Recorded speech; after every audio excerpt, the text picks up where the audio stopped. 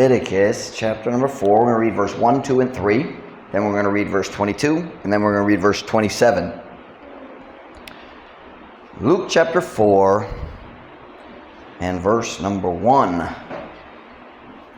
And the Lord spake unto Moses, saying, Speak unto the children of Israel, saying, If a soul shall sin through ignorance against any of the commandments of the Lord concerning things which ought not to be done, and shall do against any of them, if the priest that is anointed do sin, according to the sin of the people, then let him bring for his sin, which he hath sinned, a young bullock without blemish unto the Lord for a sin offering.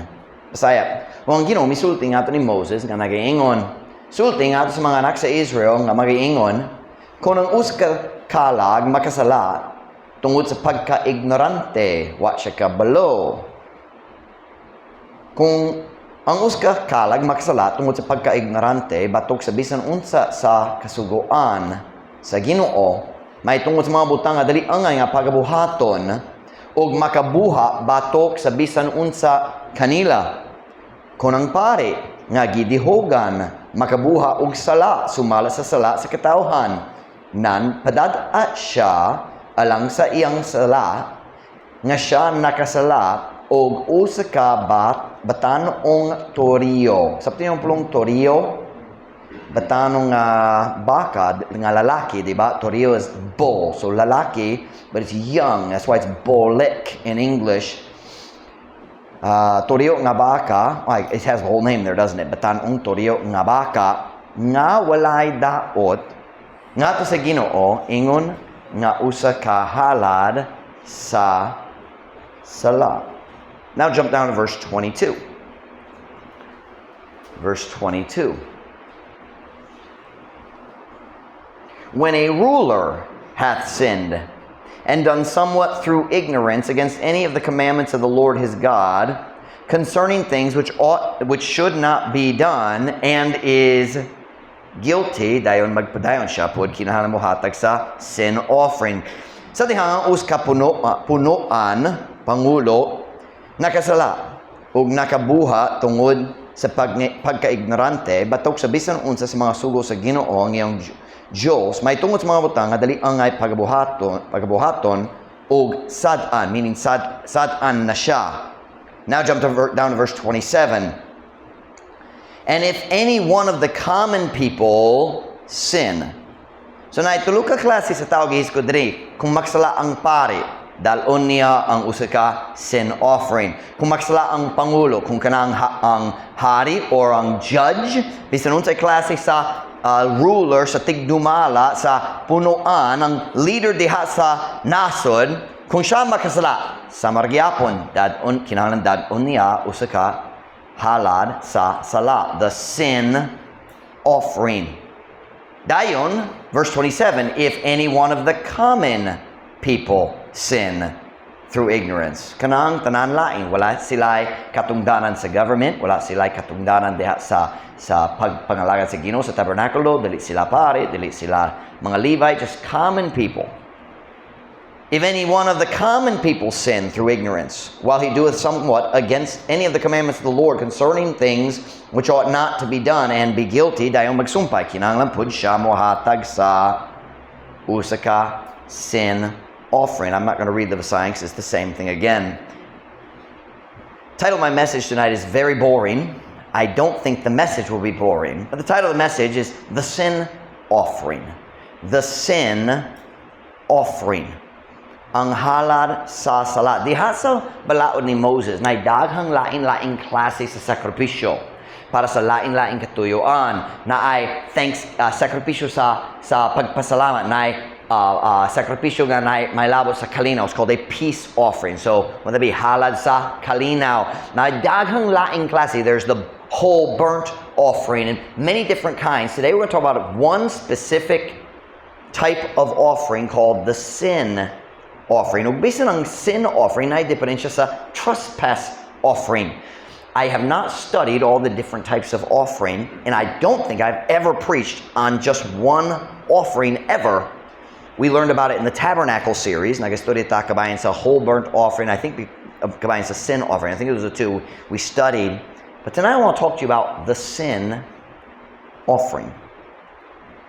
Ang sakripisyo nga gihalad tungod ang tao nakasala diha batok sa balaod ni Moses. Magampo na ta, dayon ko mo makalingkod para sa mensahe karon. Father, would you please bless the message tonight? I pray, Lord, that you'd fill me with your Spirit as I preach. I pray to be with those who are not here. I pray to strengthen those who are ill and encourage those who are unable to attend for whatever reason. Lord, I pray, God, that you'd fill me with your Spirit as I preach right now. I pray you guide me and give me clarity of mind.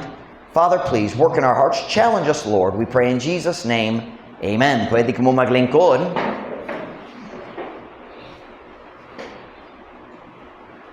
Who'd we lose? Mimi? I wouldn't want to sit next to Miley either. That's fine. Mimi's like, huh? What? Miley, stop having a bad attitude. I have a right to make fun of you. The Bible says so. I have preached, I don't know how many times, sa akong database sukad niabot mi dere, nagwali ko 1,500 times kapin sukad niabot mi dere sa 2017. I don't know exactly how many. Before that, I preached many hundreds of times. I don't think I've ever preached a message about sacrifices in Leviticus or sacrifices gikan sa balaod ni Moses. But ganiyang buntag, I was awake at 1:30, so I opened my cell phone and I started reading my Bible. That's a really good piece of advice. Kung maglusod ka matulog, ayaw pag Facebook, dali ka matulog. Basa ang Biblia. And ayaw pag YouTube. Harong matulog ko. And 5 hours later, wala pa natulog. And, but anyway. So, nagbasa ko sa Leviticus. I started Leviticus last night. And I'll just be honest, sabi na ko, dali ko matulog kay medyo boring ang Leviticus. Para y'all are thinking, Pastor Mike, I've never thought that. If you've never thought that, you've never read Leviticus. And you got that pie at Pastor Mike. Natingalat ni sa imong batasan, Pastor Mike. Marami na ko, dali ko matulog. Wala man. Nag-finish ko sa chapter, I think 3. Tayo nagsugod ko sa chapter 4. O kali lang na mga idea para sa mensahe. Ang tulo ka punto nga akong walihon karon, akong gibutang sa akong phone ganyan buntag sa 1:30. And then I went back to sleep. And kitang tanan, syempre nakasabot ta ng mga sakripisyo sa Old Testament, walay labot sa kaluwasan sa mga tao sa panahon ni Moses o walay labot sa atong kaluwasan karon. Kanang tanan mga sakripisyo, mga hulagway, mga pictures lang sa sakripisyo ni Jesus Cristo nga mobot sa umaabot. Sa diyang si Cristo niabot, na di kalibutan si John the Baptist, diya sa John chapter 1, si John the Baptist, nagtanaw kaniya, nagtudlo siya, o giyang gisulti, Behold the Lamb of God, which taketh away the sins of the world. Tanawa, ang karnero sa Diyos nga magakuha sa mga sala sa kalibutan. Jesus was the sacrifice. So ang tanan sakripisyo sa Old Testament, mga pictures lang, nag-picture sa lain-lain bahin sa kinaiya o ministry o sakripisyo ni Jesus Cristo. And we've studied that in the Tabernacle series, and I know some of you teach Sunday school in the elementary, so you didn't get to hear all of those, but we've studied that. We studied that for about 14 weeks, I think. Siyempre, sa katapusan, ang Diyos ang mihatag sa sakripisyo alang sa atong mga sala. Kaya ang Diyos na gumapagayo sa kalibutan, nga siya mihatag sa iyang buktong gipagkatao nga anak. Do we need somebody in the nursery? Is there somebody over there? Who? Is that a nursery? Why are they standing over there? Okay. Everybody look right here. Listen up. I forgot what I was talking about. All right, we have to go back. Leviticus chapter 4. Read your Bibles. Nalimot ko. Where were we? Oh, kay Diyos na gumapagayo sa kalibutan nga siya mihatag sa iyang buktong gipagkatao nga anak. God is the one who gave the sacrifice for our sins. However, look up sa Old Testament, ang tao mismo nga nakasala ang mihatag sa halad alang sa iyang mga sala. Dili daghang stories kabayan sa sakripisyo alang sa sala gyud. The story of Abraham offering Isaac, that was not a sin sacrifice. The story of many other sacrifices, Noah offering a sacrifice, that was more like a sacrifice of thanksgiving. Pero naidaghang sakripisyo sa Biblia, but there's not a lot of stories where we know it's a sin sacrifice. Na story ni David, nainom mo sa story sa diyang si David sugot ni Joab, ganang ko ikaw mag-ihap sa tanan sundalo sa akong army, and God got very upset. And I checked this afternoon, well, I sugot gyud. I thought, I think in the back of my mind, maybe from Sunday school as a child, but I had the idea that somewhere God, ang Diyos nagbawal niya na. I didn't find it. Ang Diyos wala gyud nagbawal, nagsuli, ayaw pag-ihap. But the issue, of course, there's many times they counted their soldiers because you need to count to go to war. But David wasn't going to war. He just wanted to know so he could feel powerful. Kana ra, ang problema maong ego. Ganahan siya mahibulo alang what's the word I lost that, to boost his ego. We had an expression for that, Let. Remember you taught me that? I'm trying to boost your ego, but it flopped. And somebody taught me. I can't remember what it has to do with. Huh? What?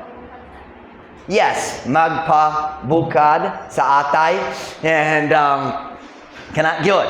And that sounds so gross. And my atay, that sounds like something that happens to somebody who has cancer. Bukad akong atay, buto akong utok.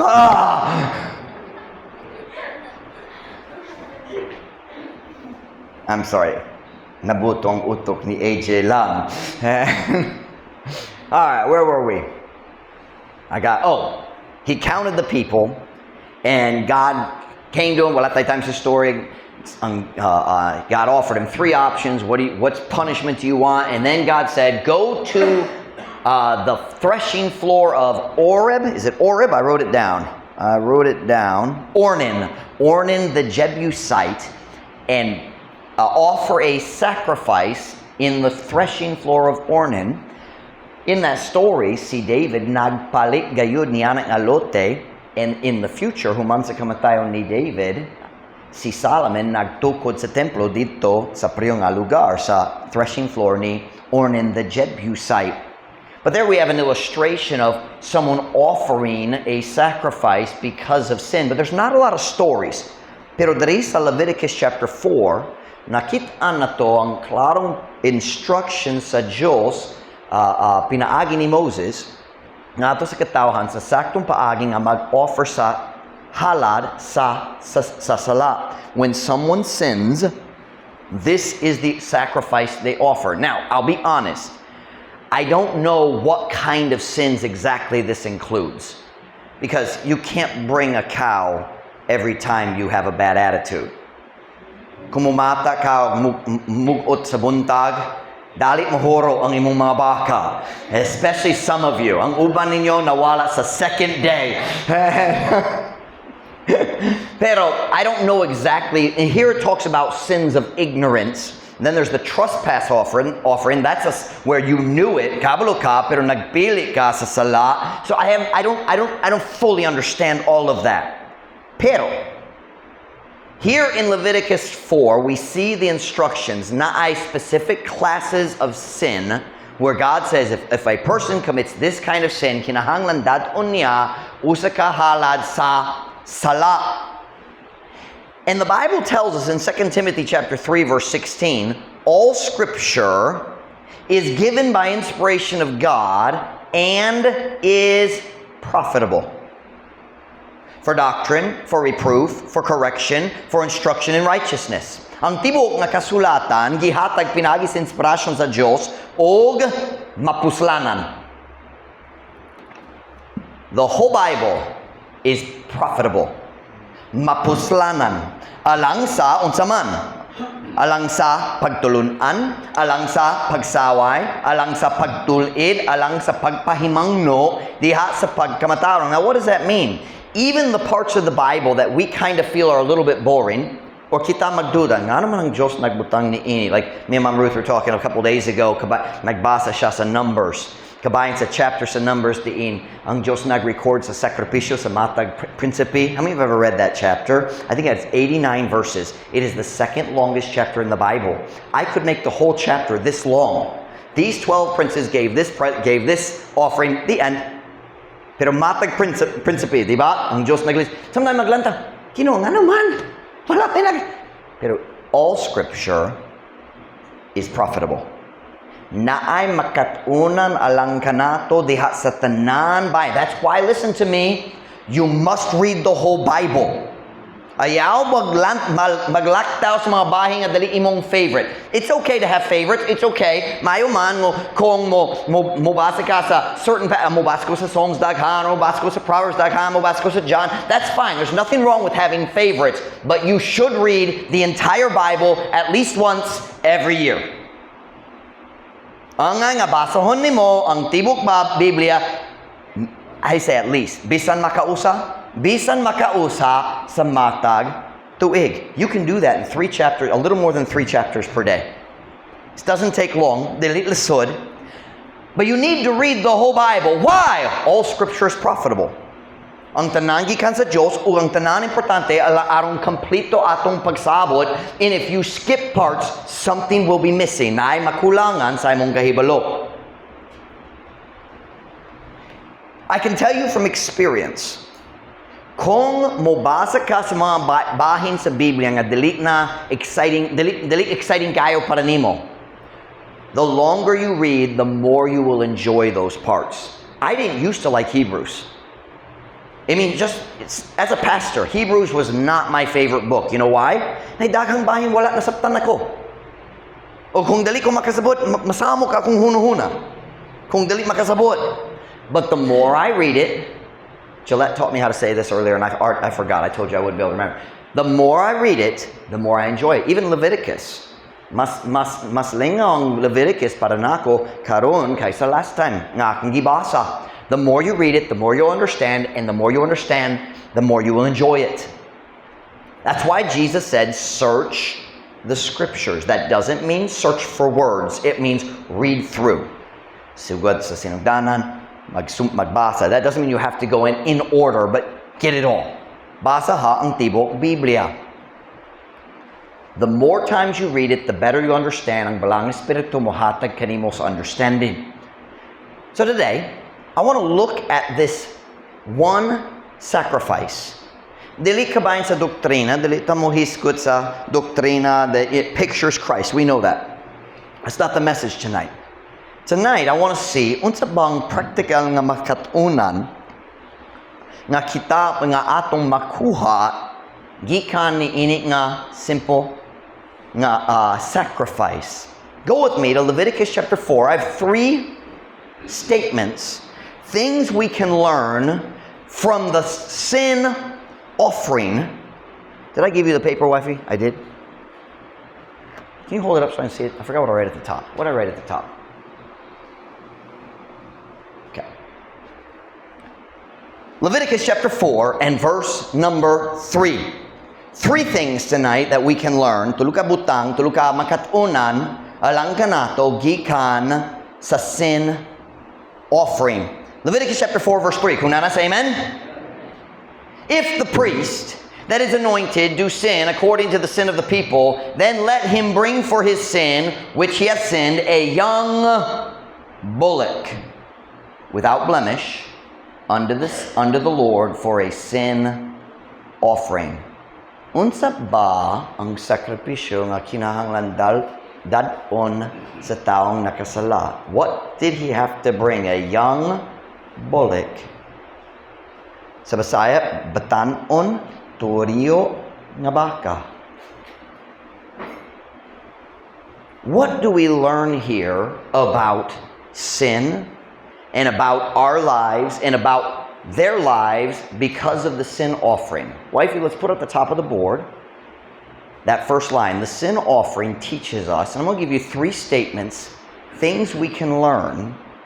I become increasingly convinced, I've never preached a sermon like this, I feel like Charles Spurgeon or something. This is the kind of text he uses.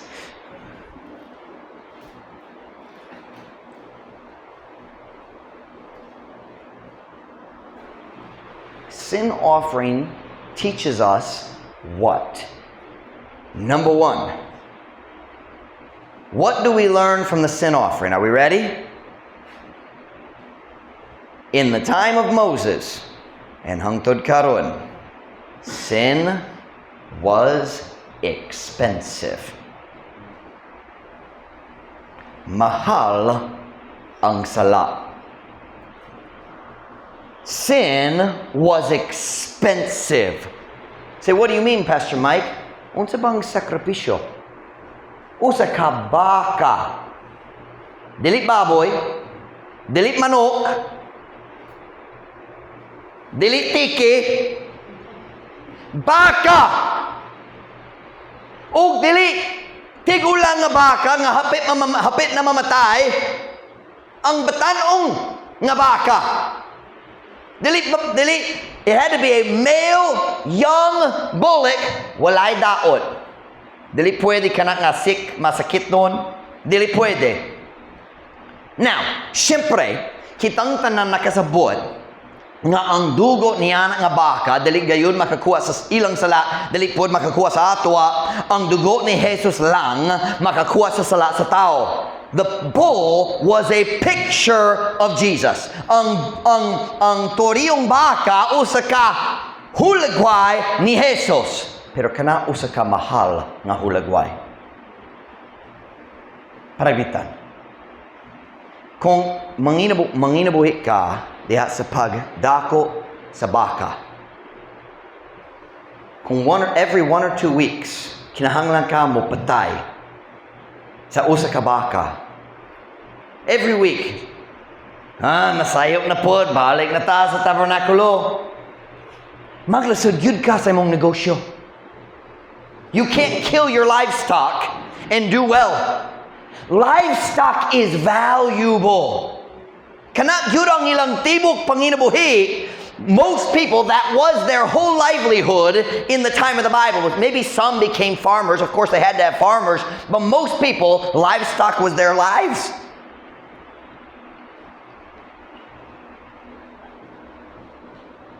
Siyempre, salamat sa Ginoo, dili na ta kinahanglan maghalad og sakripisyo para sa atong mga sala. Kay humana na ang bayad ni Kristo, wala na laing bayad para nato. But may I say to you today, one thing has not changed. Sin is still very expensive. Mahal kayo ang sala hangtod karon. Kinako pangatana kamong mga babayi. How many of you girls like window shopping? Nagsabot mo window shopping. Mulantaw ra kay walay kwarta. Diba? Have you ever gone into an expensive clothing store like Basimoado Casa Lee's, or maybe you go to a different city that actually has real malls or something, you know, and magsalud ka sa fancy clothing store, you know, maybe the brand names, those stupid brand names or whatever, and you go in and you see a nice dress or a skirt. And you say, oh, nindot lagi. They say, oh, that would be perfect for you. Oh, maglantar ko unsay presyo. Never mind. Ayaw na lang. Diba? Siya maglantar mga tanah. Pila. Di ka ganahan mahibalo. Pila, man. 800 pesos! Diba? Saan na itabo? Nindot kaayo. Hangtod nakakita ka sa presyo. Diba?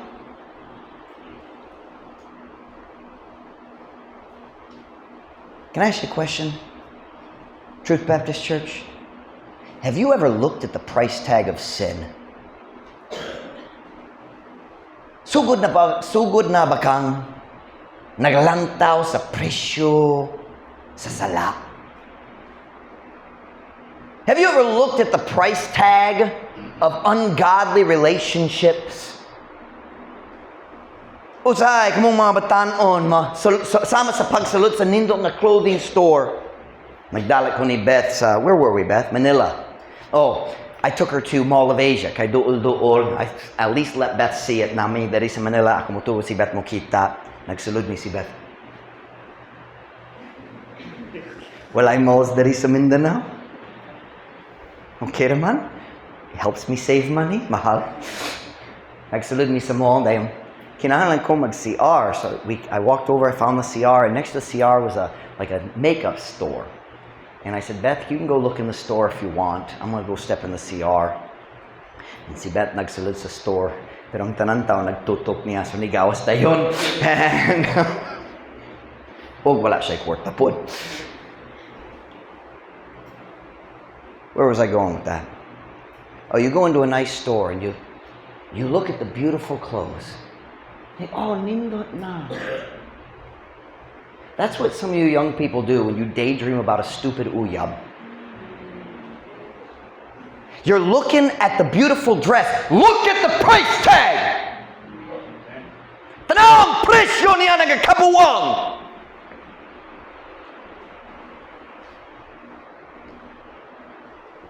Have you ever noticed every time matag panahon ang batanon magsugod sa pagpanguya, mobiyat na siya sa church, nakamatikod ba ka? Pero sa Maria, kung mag-window shopping ka, maglantaw lang, nindo ko ang crush, magkamatikod na ako. Pasin ako mag-message niya sa Facebook. Have you ever looked at the price tag? Nakikita pa ka sa presyo sa pagpanguyab o ang sexual sin nga kanunay mo kuyog ni Ana? Have you ever looked at the price tag of drinking? Wala ko nagastudyo kabayan sa presyo sa botelya. I'm talking about the price in your life. Have you ever looked at the price tag of spending time with ungodly people? Nagalantaw ba ka sa unsa ba ang presyo sa paglaag-laag sa mga buong? Mag-uban sa mga dali Diyos noon dito sa eskwela. Dali ko ganan maniuto nga mag-inusaral. Check the price tag. Lantaw ang price tag. Have you ever looked at the price tag of dishonesty? Nagalantaw ba ka? Sugod na ba kang nagalantaw sa presyo sa dishonesty? Pagpamakak? Paglimbong? Pagtago sa sala?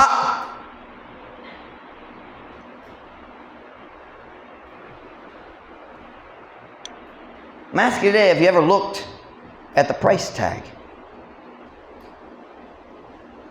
Do you know, I've noticed something about the devil? The devil doesn't have any ukay-ukays. The devil runs a big mall. Ug ang iyang mga pleasure nasa mall, dali sa ukay-ukay, walay discounts. Do you know what a mall is? Do you know what a mall is? A mall is somewhere you go shopping and pay more than things are really worth. Diba? Mobayad ka, labaw sa tinud nga bili. Kumuwato ka sa ukay-ukay, murag na preyon na. Diba? It's been worn a few times, pero preyon quality.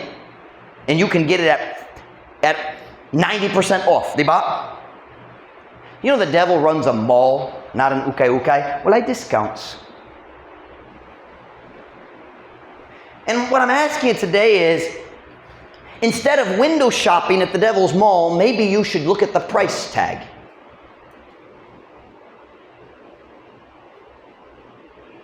So, Pastor Mike, how do I find out the price tag? Tanawa ang mga kinabuhi sa mga tao na nag-shop dito sa iyaha.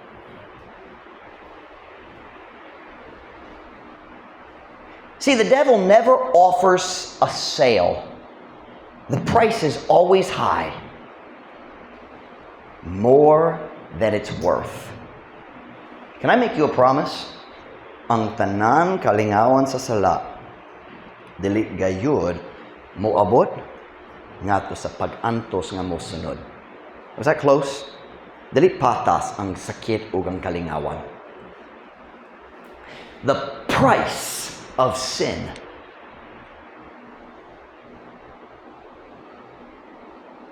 The devil never offers a sale. Dali siya mosulti, kini dare, half off karon.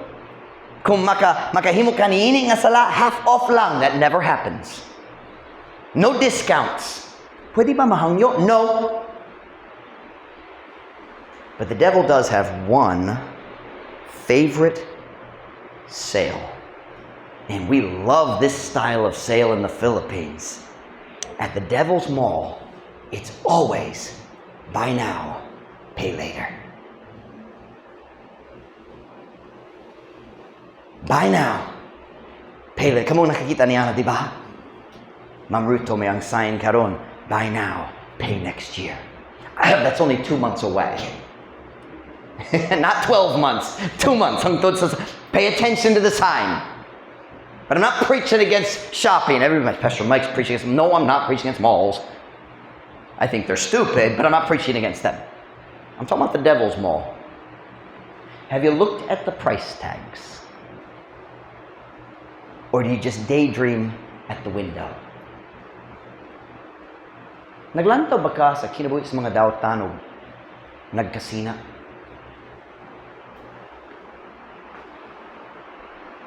How do I say? Kinsa gi kasinahan nimo? Kinsa ba gi kasinahan nimo?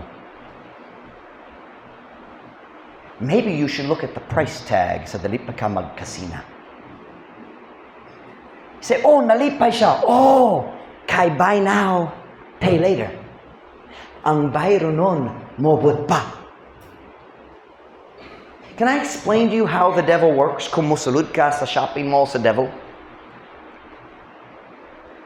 Ang yaw, sulti, ganahan ka ni ini?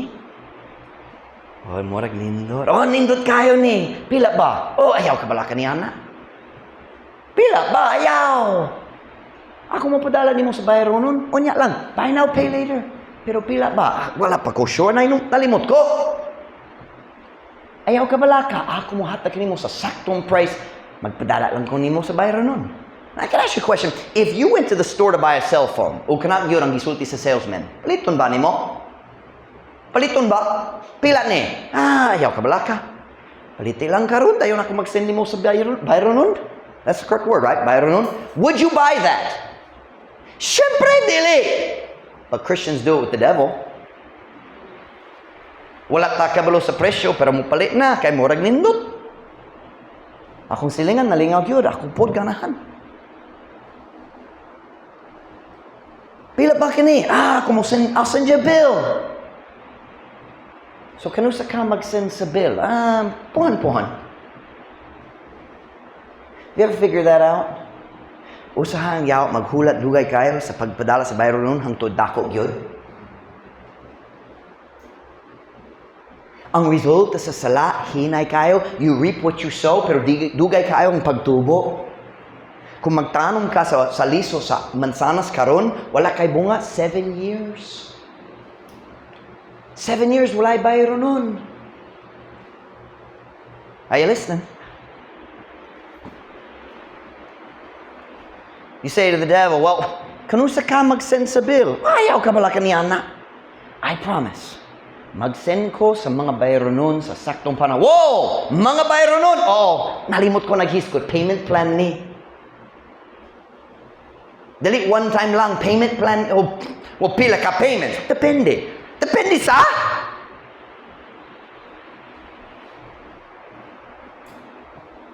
Depende sa unsa man. Well, it depends on a lot of things. Panaglitan, depende unsa kadugay ka mo gamit sa akong product. Kung madugay man, mas daghang payments. Naitubo pod kung dugay pa. Dugay na.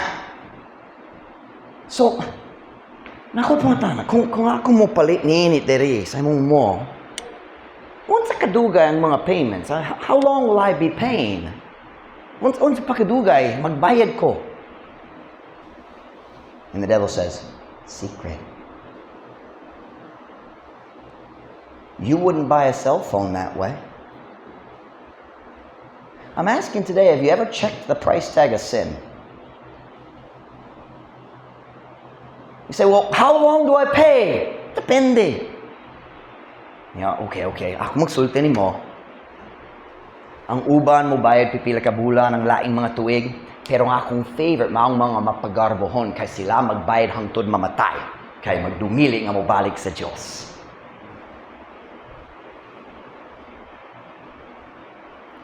Truth Baptist Church, I'm just trying to ask, have you ever checked the price tag on the sin that is attracting your heart? Sugod na ba kang naglanto sa presyo sa sala nga nagdani sa imong kasing-kasing karon? Naglanto ba ka sa price tag, sa presyo, sa pagbiya, sa kabubuton sa Diyos? Naglantaw ba ka sa price tag, sa pagsugod sa uyab relasyon sa tao diha sa Facebook nga wala pa naluwas? Chat-chat lang. Have you ever looked at that price tag? Oh, just chat-chat lang. Lantaw ang price tag!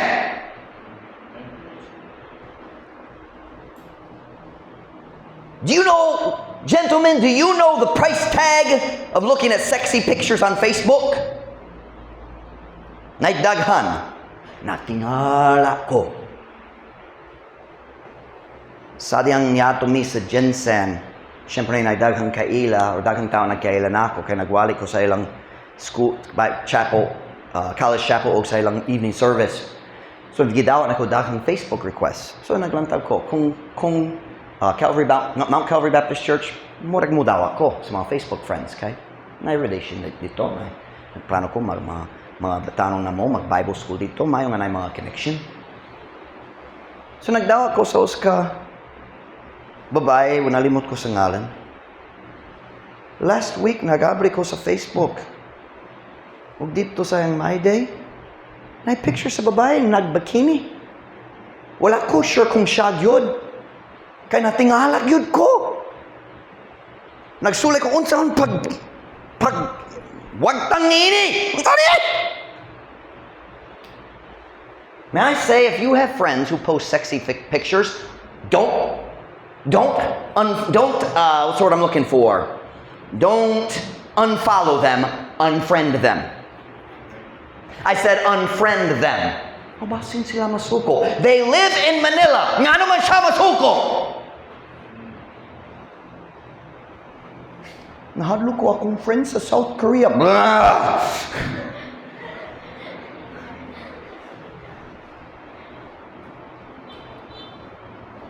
Gentlemen, kabalo ka sa price tag, sa paglantaw niya ng basura. Una, ang sexy pictures lang. Sunod, soft pornography.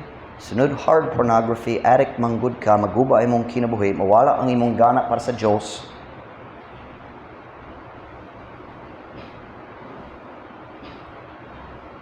Kabalo ba kaon sang price tag sa pagbantay sa hugaw ng mga salida sa imong cellphone? I'm talking about, what do they call them? K-dramas?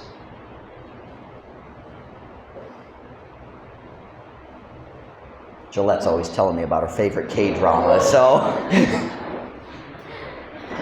Natingala ko, Gillette, stop it! I don't know anything about that. Which one is your favorite? Sige.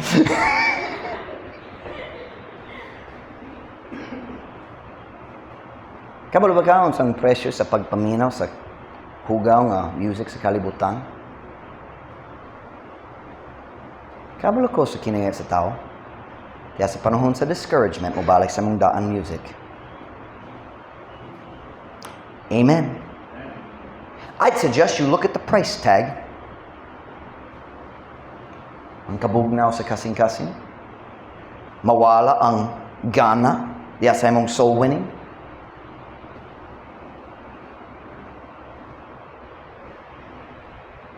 I'm saying, naglantaw ba ka? Sugod na ba kang naglantaw sa presyo sa sala nga nagdani sa imong kasing-kasing? Unsa ba ang nagdani sa imong kasing-kasing? Have you ever checked? Because I got news for you. Ang yawa, dali yun, musulti ni mo sa price. Kinahanglan ka mag-research para sa imong kaugalingon. Dito sa mall sa yawa, walay price tag sa bisan asa. So how do you figure out the cost? Sayon kayo. Lantawa ang kinabuhi sa mga suki sa mall sa yawa. Tanawang ilang kinabuhi. Kamusta ba? Tanawang kinabuhi sa mga tao nga nag-shop dito sa mall sa yawa. Dugay na, mga tuig na. Ayaw paglantos sila nga bago pa nagbiya sa church. Paglantos sila nga dugay na. Ang bayro nun karon bobot matagadlaw.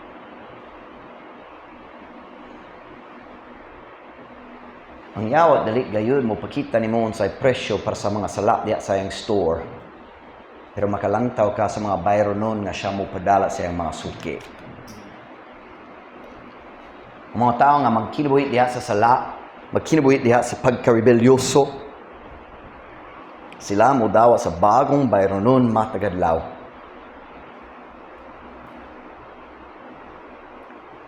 Can I say, some of you need to stop shopping.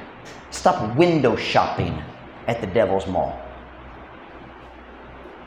Wala ko'y plano nga magpalit. Wala ko'y plano maghimo kayo. Watch me now. Ang imong kasing-kasing mo sunod sa imong pagtanaw. Huwag imong tiil mo sunod sa imong kasing-kasing. If you are looking at what the world has, kung nagpadani ka sa mga butang o lingaw-lingaw sa kalibutan, dugay kayo ang imong tiil mo sunod sa imong kasing-kasing.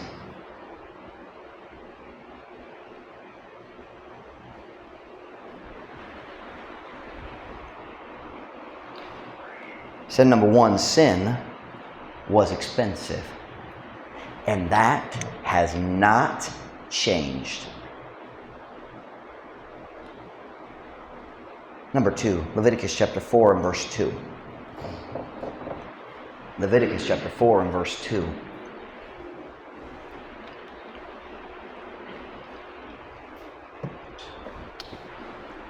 Leviticus chapter 4 and verse 2. Kunanas, amen? Speak unto the children of Israel, saying, if a soul shall sin through ignorance against any of the commandments of the Lord concerning things which ought not to be done, and shall do against any of them, dayon magpadayon, siya kinahanglan mo hatag sa iyang halad sa sala. Sulti nga sa mga anak sa Israel nga mag-iingon kung ang usa ka kalag makasala tungod sa pagka-ignorante. Statement number 2, the sin offering teaches us that sin was expensive. Number 2, the sin offering teaches us that ignorance was not an excuse. Kung naay tao dito sa Israel nga nagsupak sa balaod tungod wala siya kabalo, ignorante siya, kinahanglan gyapon siya mohatag sa iyang sakripisyo. And I know, kabalo ko sa natural nga hunahuna nga iya sa atong kinaiya nga mga tao. So that's not fair. Dali husto, dali tarong nga. Dali angay mosilo sa tao nga wa kabalo. Isn't that the way we think? Right? Go with me to Deuteronomy chapter 6 verse 1. Deuteronomy chapter 6 verse 1.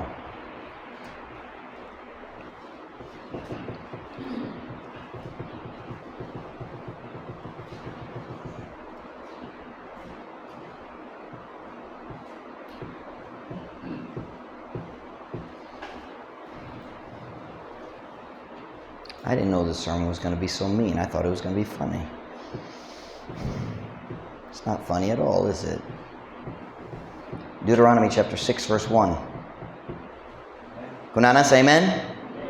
Now these are the commandments, the statutes, and the judgments which the Lord your God commanded to teach you, that you might do them in the land whither you go to possess it, that thou mightest fear the Lord thy God, to keep all his statutes and his commandments, which I command thee, thou and thy sons, and thy son's son, all the days of thy life, and that thy days may be prolonged. So God says, kini mga sugo, kinahanglan tumanon ninyo. Bisaya, karon, kini mga sugo, ang mga tulumanon o ang mga paghukam nga sa Ginoo nga inyong Diyos kisugo aron sa pagtudlo kaninyo, aron kamo makabuha kanila diha sa yuta diin nga to kamo moato aron sa pag-angkon niini. Aron ikaw mahadlok sa Ginoo nga imong Dios aron sa pagbantay sa tanan niyang mga tulumanon o iyang mga sugo nga ako nagsugo kanimo, ikaw ug imong lalaki na anak o ang lalaki na anak sa imong lalaki na anak sa tanan mga adlaw sa imong kinabuhi o nga imong mga o nga ang imong mga adlaw malugwayan.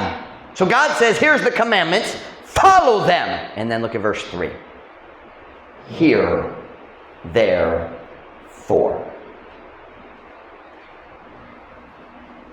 Busa, paminaw.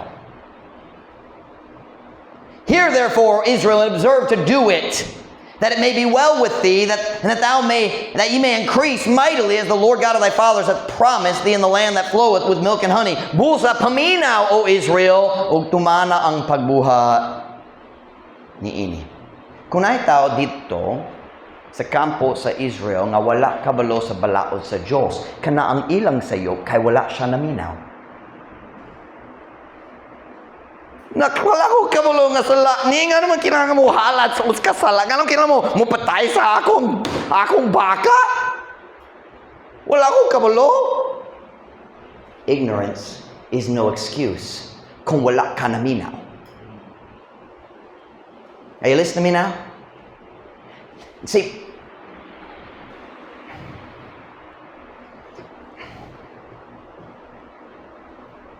uban ninyo naghuno-hunang ang pastor butol. Huno-huna ka ang pastor dali makamatikod. Kung magwali ko kabayan sa sala o kalit lang, busy kayo naglantaw daghang laing butang, dali mo tanaw nako. Are you listening? Kalit lang interesado kayo ka sa gipang buha sa imong kauban. But you think I don't notice? We only have like 20 people in our church. I've seen it many times. Kung magwali ko, ug mahimo ng isog kabayan sa usa ka butang, I know what sin you're committing because that's when you talk.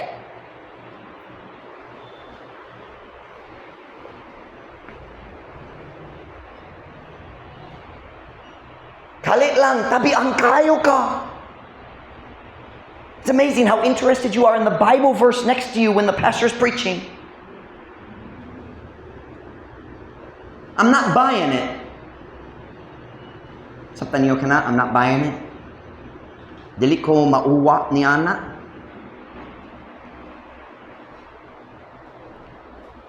Kung naay tao diya sa Israel nga wala kabalo, nakasala siya, kaya ako kabalo. Wala siya naminaw. O kasagaran, dalit na maminaw kay dalit na ganahan mo katon. Dalit na ganahan ang tao mo, mo badlong sa atong plano. Man, I didn't know how mean the sermon was going to be tonight. Kinsa nagplano makasala? Wala na si Hannah, so dali si Hannah. Dolo.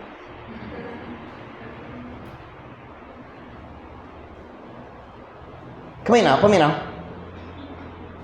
If you're too lazy to read the Bible, and you're not faithful to church, and you don't listen while the pastor preaches, kanadali ang sayop sa Ginoo nga wala ka kabalo.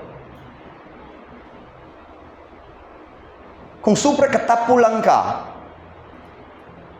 nga mubasa sa Biblia, and kung dali ka mubasa sa Biblia, tapulang ka, maguba ang imong kinabuhi kay tapulang ka. Ang tanan tao nga mubiyas ka bubuton sa Dios. Una, mubiyas sa ilang pagbasa sa Biblia. Nagbasa ba ka sa Biblia karon semana? Pila ka chapters?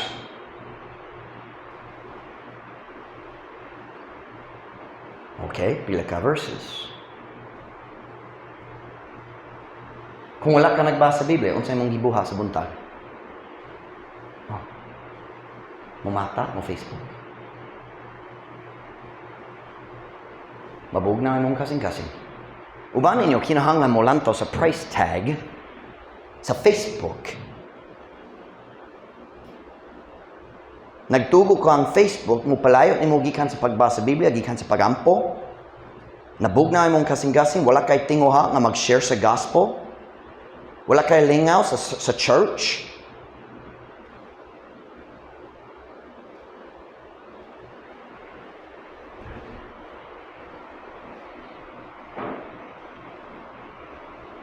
May I say to you tonight, kung wala ka kabalo sa pulong sa Diyos, ang imong pagka-ignorante, dili makapugong sa resulta sa sala. Romans chapter 5, verse 13, ako rin mabasa. For until the law, sin was in the world, but sin is not imputed where there is no law. Nevertheless, death reigned from Adam to Moses. Bisan pa niini, ang kamatayon ni hari, gikan ni Adam hangtod ni Moses. What does that mean? Kinsa giatagan sa Diyos sa balaod. Si? Kanusa si Adam gimugna. About 2,500 years before Moses. Kung sakto akong kwenta. Murag 2,500, kung kini si Moses, kini si Adam, murag 2,500 years. Pila ka tao namatay gikan dere, nato dito. Anybody know? I know. You ready? I know. Tanan. Pero wala pa'y balaod. Yep. Ang pagka-ignorante, dili magprotekta nimo gikan sa kaguba sa sala. Ang sala mo guba sa tanan. So my advice to you would be, learn the law of God so sin won't destroy you.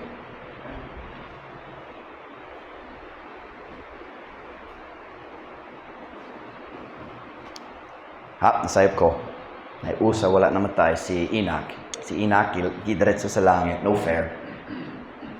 Listen to me now. Sukat sa panahon ni Adam, nga ni Moses, ang pagka-ignorante sa balaod sa Diyos, wala nagpugong sa resulta sa sala. Silang tanan namatay gyapon. So, well, Pastor Mike, wala ko kabalo. Kung member ka, nining a church mo, kabalo. Pasing gito yung nalimot, pero kabalo. My parents called it selective memory. Kung anay mga anak, nakasabot sa pulong selective, makapili-pili. Have you ever noticed your children can have very selective, have you ever noticed that, Ma'am Farah? Selective memory, meaning, oh, imong gisugo ako maghugas, nalimot ko! Selective memory. Nindot gyuri mong memory? Kung ako magsad sa ice cream, mahinumdum ka hangtod sa kahangtoran? One time, ikaw naghangayo, Daddy, can we have ice cream? And Daddy said, maybe. Siya mo hatay na mo ka ice cream. Mahinumdum ka niya na hangtod, mamatay ka. Alright, mulkaw ko sa church, kumubalik ko, ganan ko ang mga buluhat, ang humanat na. Kumubalik ko, oh, Daddy, nalimot ko. I know, kamo nga dako na wa yun naghimo sama niya na.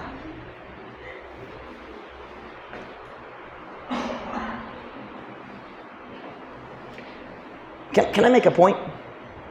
Pila ka tao sa dapitan naghulam og kwarta gikan sa usa sa lain-lain lending agencies, pero wala sila, ang tao naghulam, wala nakasabot sa balaod kabayan sa tubo. Natingala sa di ang bayro nun, 2 days late lang, dako gyud ang mga penalty, doble-doble, patong-patong, di ba? See, lending agencies, wala sila rason na mag-honest ni mo kabayan sa resulta. The only reason they have to be honest is aron dili multahan sa government. Pero mas mayo para nila kung wala ka nakasabot sa tubo. Diba? Pero kung maghulam ka, O wala ka nakasabot sa pagtubo, sa balaod sa pagtubo, o unsay number o percent, wala ko nakasabot, is 2.9 per week, per month, wala ko nakasabot. Guess what? Kung ang bayronon mo abot, mo bayad, gyapon ka. Ang kakulang sa pagsabot, dali mo pugong sa pag-abot sa bayronon. Ay, listen to me now. Ignorance is no excuse. So instead of saying, well, I didn't know, you should say, I'm going to learn. Ako mo kataon. Aron mo likay sa resulta sa sala. O pwede po mo likay sa resulta sa pagulam. That was really quiet. Can I take a time out? Most Filipinos do not understand laws of interest. And it's not because you're stupid. Figure it out. Sa dali pa ka maghulam, pagbana-bana, unsay may tabo. Aron dali ka matingala kung ang bayronon mo abot. Ang tao mo tawag kanimo, excuse me ma'am, sir. Ulahi ang imong bayad, 1 month na. May dugang mga penalty. That's not the message, but it's really good. Number 1, sin was expensive. Number 2, ignorance was not an excuse. Kanapod wala na change. Look at Leviticus chapter 4, verse 3. Leviticus chapter 4, verse 3.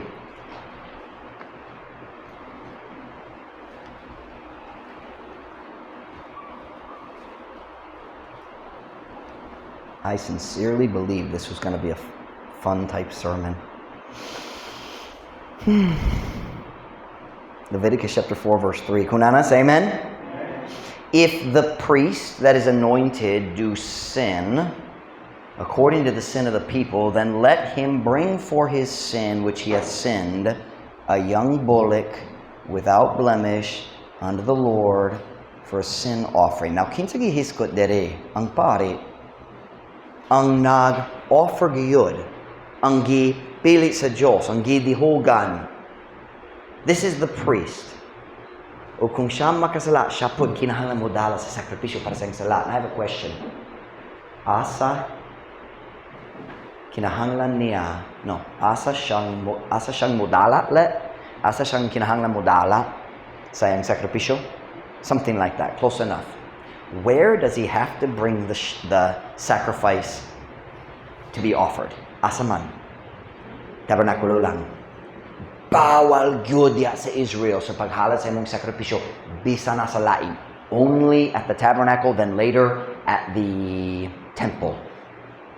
Naay mga exceptions kay naay panahon walay tabernacle uban pa, but that was very clearly stated.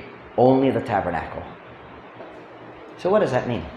Kung ang pari or gihiskot ganiya atong gilantaw ang punuan, that could be a king, a judge, a prince na lain klase sa government, di ba? Kung siya makasala, siya pod mo dala sa uska sin offering. This is all in Leviticus 4. Or kung naay common nga tao, meaning wala siya katungdanan sa government, they all have to bring their sacrifice where? To the tabernacle. Atubangan sa tanan. Number 3. Humility was required for getting right with God. You see, naidaghang laing-laing klase sa sakripisyo. Pero kung ikaw moabot, kinahanglan ka mo sulti sa pare, kini usa ka halad sa sala. Dayon siya naghimo sa laing mga paagi para niyanak yun, and everybody who watched knew that's not a peace offering, that's a sin offering. Unsa yang gibuhat?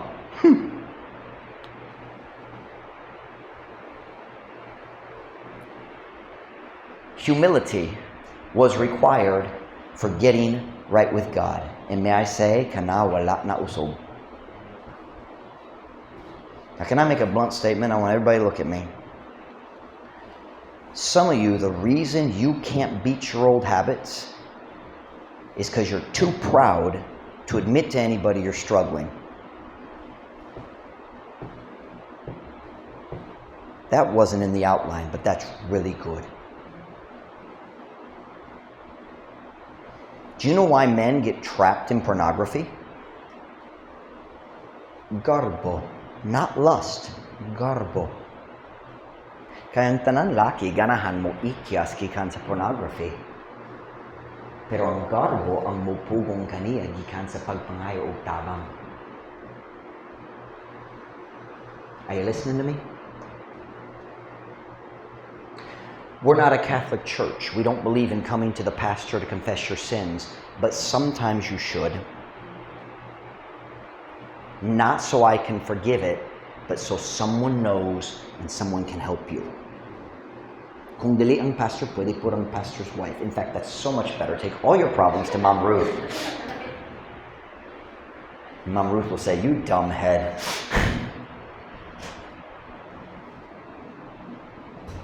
The single ang pinakadakong babag sa pagbalik sa Diyos, mao nga atong walay klaro nga garbo. Can I say walay klaro? Dili ta buot mopaubos sa atong kaugalingon. We don't think you should come up here and announce to the church, ako si Brother Michael, nag-inom ko gahapon. Kanag-cute, ako nakakita niya. No, we don't do that. However, pride is the barrier. They brought a sin offering to the altar. We have an invitation and invite you to come to the altar. Why? It's an opportunity for you to acknowledge you need God's help. Something is not perfect in your life. Ay dakang churches ang pastor mo hatag sa invitation o walay tao mo lihok. Garbo. Dahil ang pastor maulaw, mag-stop siya sa pag-invite. Kana, maong sinugdanan sa kamatayon niya ng church. When the people no longer use the altar, the church is dead. We just haven't had the burial yet. Patay na. Kulang rang lubong. Don't ever get so proud that you can't kneel at an altar. Ayaw gayud pagabot sa panahon sa imong kinabuhi nga imong garbo magpugong kanimo gikan sa pagluhod. Are you listening? Dili ang tanan tao kinahanglan mag-respond sa matag mensahe, pero kung dili gayud naay problema. Ang Diyos dili gayud mag tunok sa imong kasing-kasing. Now I thank God sa atong church ang mga tao mag-respond. Let's not let that change. Kung ang Diyos mo tunok, kung ang Diyos magduod, you get down here, get right with God. Humility. O kung naglusod ka, naisala and just dili ka makabuntog. You try, ang pastor magwali mo anhi ka dali ug maghangyo sa tabang sa Ginoo dayon sunod adlaw sama ra gyapon. Let's just be honest. Some of you, that's your stinking cell phone. You can't say no to a cell phone and your heart is cold.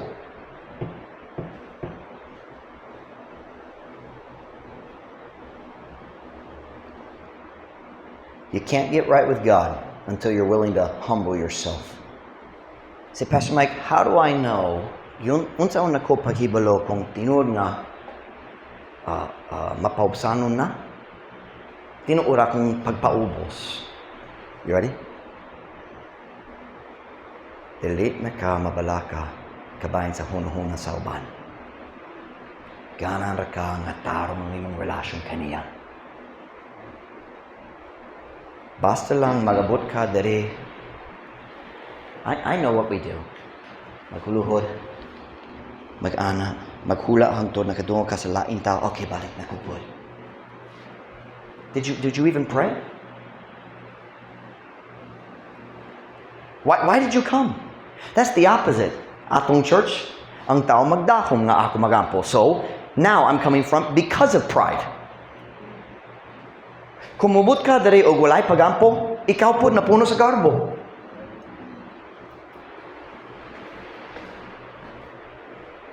Man, this is the night everybody gets a spanking. Kung ikaw magampo, bunalan. Kung dili, bunalan pod. Kung mag-stop ka sa tunga-tunga, labaw pa, bungalan. I did not know. You know, Gillette and Mom Ruth, I was so happy. I thought this message was going to be kind of lighthearted, just a reminder. Don't shop at the Devil's Mall. Some of y'all been window shopping. How do you know, Pastor Mike? Kahilong kayo.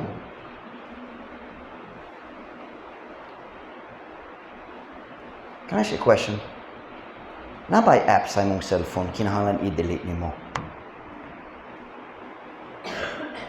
Nabay app nga kanunay magdani sa imong kasing-kasing ngadto sa mga butang nga dili kabubuton sa Dios.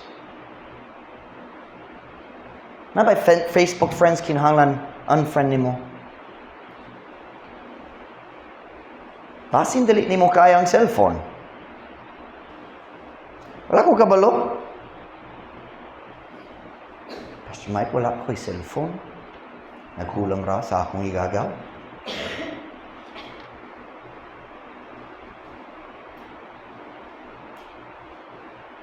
I don't know what decisions we need to make, but I think we need to look at the price tag of some things.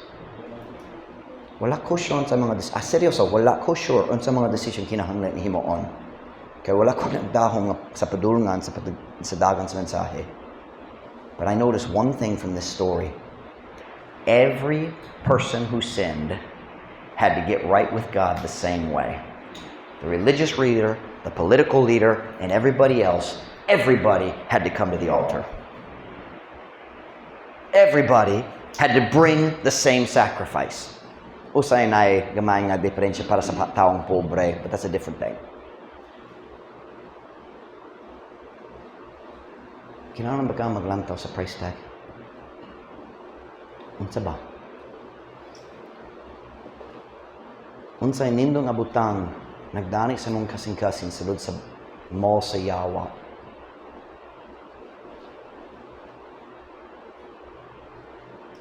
Minibet, nakabista sa Mall of Asia.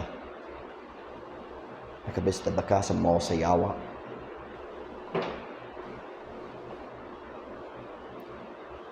Unsay decision kinahanglan himuon nimo?